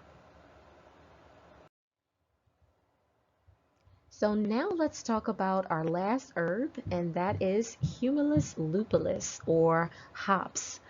Now, this herb actually has a lot of scientific data, and that's because it's very widely used, especially in commercial preparations that we'll talk about in just a few moments here. But in terms of the traditional use, it also has a very, very long traditional use. This is considered a sedative herb. And if you remember from our nervous system lecture, when we think about nervines, we have different classes of sedative herbs, and some of them can be hypnotic. Well, hops falls into that category. This is a very strong nervine, considered a hypnotic herb, especially when we think about therapeutic doses. So it's been used traditionally for like excitability, restlessness, also tension headaches. It also has a lot of application when it comes to topical use. So keep your eyes open for that in this week's reading, because I'll be asking about that on the assessment, inshallah. Now, in terms of commercial use, it's widely used as a food flavoring. So you may be familiar with this very popular drink. This drink, Barbican, is actually produced in Saudi Arabia and also Dubai. And you know, it contains hops, and hops is what gives this drink a lot of its beautiful flavor, right? We get this strong, if you've never tasted, I'll try to try to explain it, but you get this like malt flavor, and the aroma that comes with it is very deep, it's very savory. It fills up the nose, and when you drink it, it's a very pleasant but very deep, again, savory, not really floral, very strong. It's hard to explain, but it's used to flavor this drink, which is a non-alcoholic drink. It's considered a malt beverage, and they offer it in different flavors, and it's also used to flavor like foods, but especially like in Western countries, hops is used to flavor other drinks like alcoholic drinks. So you'll find that this is one of the top ingredients in beer. It's what gives beer its beer taste, right? And so sometimes, you know, people will go towards this non-alcoholic, you know, beverage, Barbican, as an alternative. So people who may have enjoyed the alcohol taste and maybe converted to Islam might enjoy a malt beverage. So again, it's very popular in Muslim countries, particularly where it's produced, like Saudi Arabia and also Dubai. Um, and there's something to mention about that. I'll mention that in just a moment, but I want to talk about like the benefits first, right? So the benefits is that hops actually contain some pretty powerful flavonoids. Two of them are astragalin, so we can actually find that constituent in astragalus. Also, quercetin is another one. Now, quercetin is a powerful flavonoid that has a lot of anti-cancer activity. As a matter of fact, you can actually buy just a quercetin extract, and it can be used to treat cancer. There are many scientific studies that show that it actually has, you know, again, that anti-cancer effect against a lot of different types of cancers as well. So, alhamdulillah, it's a very wonderful herb. But this drink is what I want to mention, okay? So, there have been studies about this drink in particular because it is so popular. So, studies have shown that it does not increase like uric acid production. It doesn't increase like that. But when we look at the urine, it was noticed that it decreases calcium levels in males. So young, healthy males who consume this drink regularly, it decreases their calcium levels. So why is this important, right? This is super important because a decrease in calcium levels within the urine can signal to a lot of different serious ailments. For one, nutritional deficiencies, so vitamin D, vitamin C deficiencies, but also hormone production, which is super important when we think about males, right? Hormone production. It can actually affect the thyroid production of certain hormones. And so, you know, it can affect that, and it can reduce the amount of, or the hormone signals, you know, in the reproductive tract for men. So we definitely want to be careful when we think about looking at clients. And again, we will address these when we get into later courses, but just want to give you something to think on now. This is why holistic medicine is so important, right? When you have a client that you're treating, so say it's a male, maybe someone in your family is having an issue, you know, may Allah protect us from that, but they're having some type of reproductive issue, right? maybe when it comes to sperm production or something of that nature. When you think about Western medicine, they go to a doctor, the medicine says, okay, well, what's the doctor say, well, okay, what's the issue? And then they're trying to find a synthetic drug to address the issue. Well, in holistic medicine, what we do is holistic. So we look at all the four domains, and part of looking at the physical domain is we think about what is the food factor. As we've learned in this course, is that food plays a huge part in health and disease. So this is something that's super popular among Muslim men, right? And we know that part of our religion is to marry, that's half of our deen, and reproduce. Prophet Muhammad sallallahu alaihi wasallam encouraged us to reproduce, and so that he could be the Prophet sallallahu alaihi wasallam with the most numbers on the day of judgment, right? And so in trying to, implement what our Prophet sallallahu alaihi wasallam instructed us to do, we have to think about these things, right? And we have to look at, okay, what are our brothers and our sisters consuming that may be affecting their ability to contribute to the ummah in this very powerful way. And so this is just one example. This is just one small, well, not really small, but one example of first why it's really important to look to food, right, and how it affects our body. Food energetics is a very real thing, right? We know that already. But what we put in our body has the ability to heal or harm, right? And it affects all of our systems. And we might think that this is just a soft drink, and we might think, oh, it's made with an herb, right? We look at the ingredients list, it's not so bad. Yeah, there's a sugar content there, but it's not as high as some drinks, right? But, because I think Coke, a bottle of Coke the same size, or a can of Coke, is about 46 grams of sugar. So just like a can of that. But this is comparable in size, and I think it's less than 30 grams. So still high, but when we compare it to other soft drinks, it's low in sugar, right? Compared to other soft drinks. And then when we look at the ingredients, they're a little bit cleaner.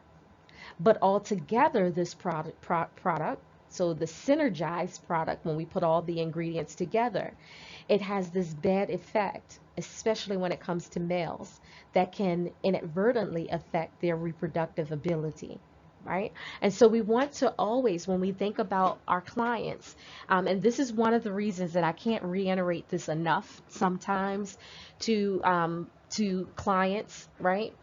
I can't reiterate it enough. This is why it's so important that when you come and you ask an herbalist or Islamic medicine practitioner, which you all are being trained to be right now, when you're asked questions, right? When someone comes to you and they say, I have this going on, it's really important to try to get them to sit down with you and do a consultation. And I don't mean like sit down, so it can be just a consultation. It can be online or whatever, but to start a patient following or a client following, because it could be a variety of things that's causing these symptoms in this person. Any one of those things in the four domain, and then within those four domains, there are subsets of things that can be affecting this person's whole constitution. And to address what could be happening just by them telling you briefly what they're experiencing symptom wise, it leads to injustice, because you could recommend something to them that's harmful, and they could not be giving you a complete picture. In this case, in the example of a male that I gave that may be having some problems with sperm count, low sperm count, or some kidney issues, so low calcium levels in the urine signals kidney issues. I mean, just like a host of stuff, hyperthyroidism, like a lot of stuff, right? It can be signaling to. And your client might not even think to mention, even if you ask them about the diet, might not even think to mention, hey, I drink this regularly. Because what? They're thinking, oh, it's not even a lot of sugar, natural ingredients produced by Muslims. It's okay. This can't be causing my problem. This is something small. My problem has to be bigger than this. So this is why patient following or client following is so important. Because what I have my clients do is do like a journal, so we can see exactly what you're putting into your body. This is just a small example. So I'm reminding myself as I remind you, because I kind of get this very often, right? Where clients will come and they just want immediate answers to their questions. And they want you to be able to produce. And sometimes they do that because they're coming from like a Western medicine experience, and they're used to that with Western medicine practitioners. And they sometimes they also are doubting that what you're going to be offering is worth their time or their money or whatever. So it can be kind of like a little test for them. Let me see what they know, and let me see the information that they can give me. But here's the thing, with these types of clients, these are the clients that may not go the full run with you anyways, should they become a client, if that makes sense. So they're so used to sometimes this fast food type of system of medicine and healing, right? You just drive up to the window, or you drive up to the ordering board, you order what you want, you drive to window one, you pick it up, you pay, and you're off. And you got your sustenance and you got what you need, right? They're so used to this that when they pull up to your ordering board, first of all, it's not an ordering board. And it's something completely different than what they're used to, a whole different system. And then when you tell them, well, listen, I need to get you to the window first. And then I'm going to talk to you about what you want to order.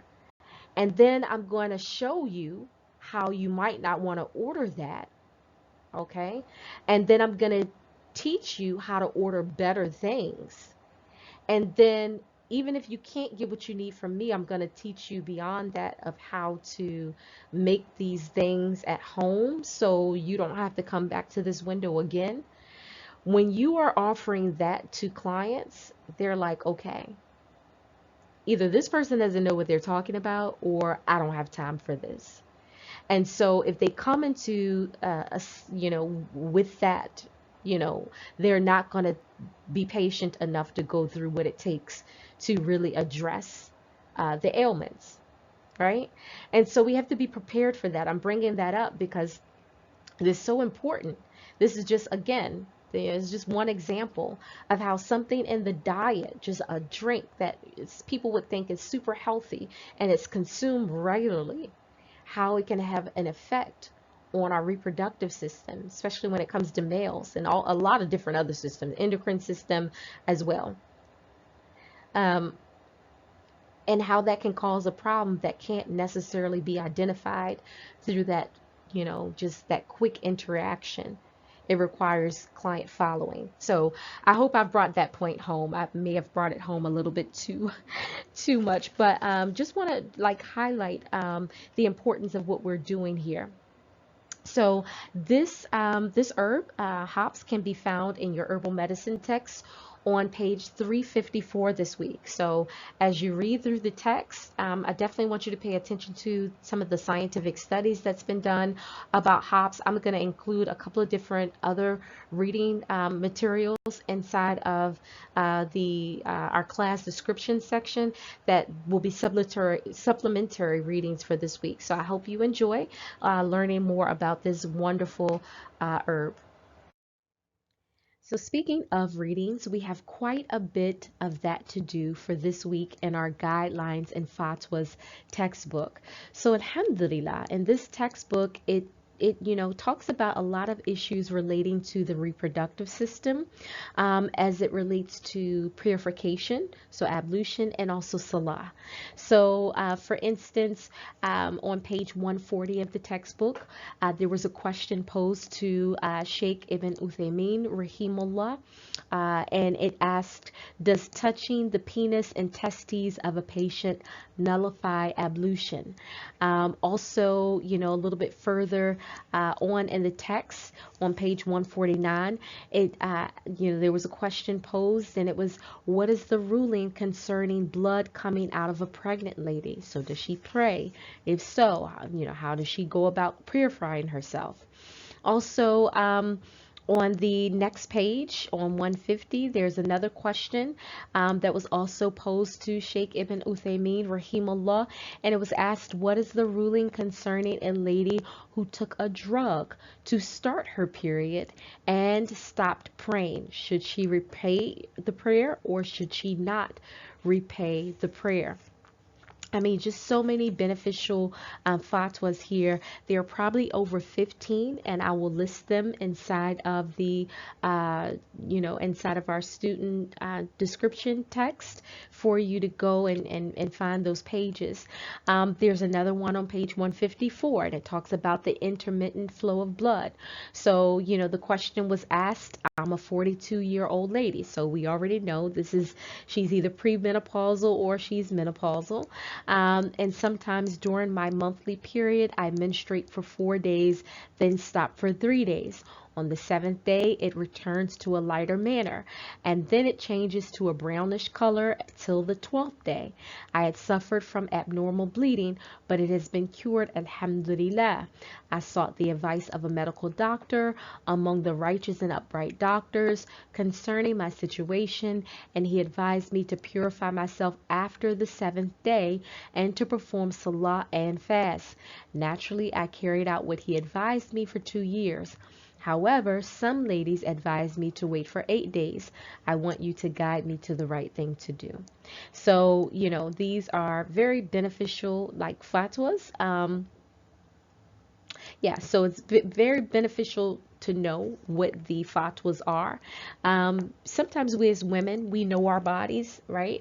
And sometimes even when the blood is not showing, we know if our menstruation has stopped just because of experience. And again, we just get to know our bodies really well. So there is a narration. I will try to find it for you and post it. But it was one of the female companions, and she was advising her daughter. And she told her daughter, don't rush to go and start purifying yourself and make the salah. Be patient with your menstrual cycle ending. And I think this is a really good, segue to mention here. This is why it's so important for sisters, especially sisters who are knowledgeable in traditional medicine, and also when I say traditional medicine, I mean Islamic herbal medicine, and prophetic medicine, to this is one of the reasons why we're doing this, right? Not just for men, but women, but men are welcome to learn this knowledge as well, but particularly the women, because we have issues that sometimes men don't necessarily understand, right? And so they base it upon their best knowledge. So, and Allah knows best. Now with this fatwa, I'm assuming that, because the normal menstrual cycle is between 4 to 7 days, the Sheikh rahimullah suggested that she, at the end of the 7th day, go ahead and resume praying despite the discharge, and that may not be, menstrual blood at that particular time. So this is why we need female scholars, right? To be raised up and to speak, with experience, with knowledge, and also with the validation of science, and knowing that a woman can have her menstrual cycle and it's considered irregular, right? It's considered irregular, but we need to promptly treat that and address it so that she can resume purification and prayer. But this is beneficial information to have, before we start making our own opinions and our assumptions. It's always good to have a baseline, right? And so, alhamdulillah, these fatwas that we will read this week will give us that.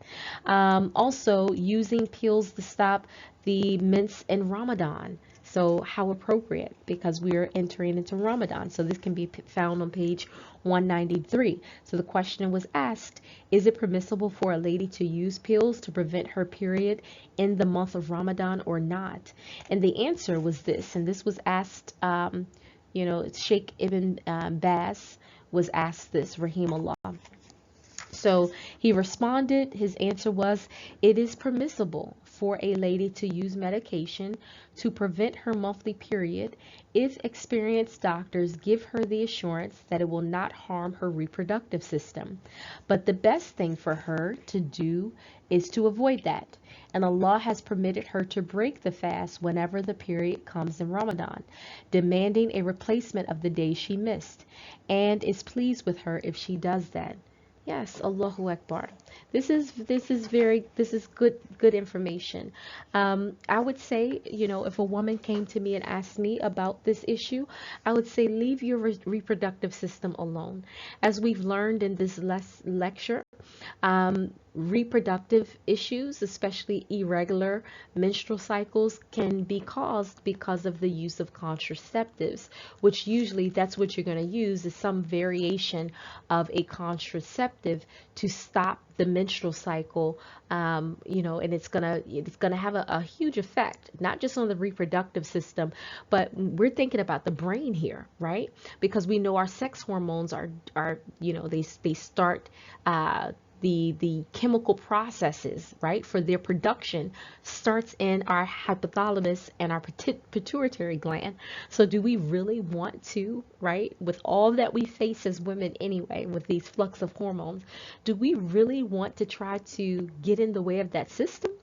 I would say no. We want to try to regulate that system and stabilize it as much as possible.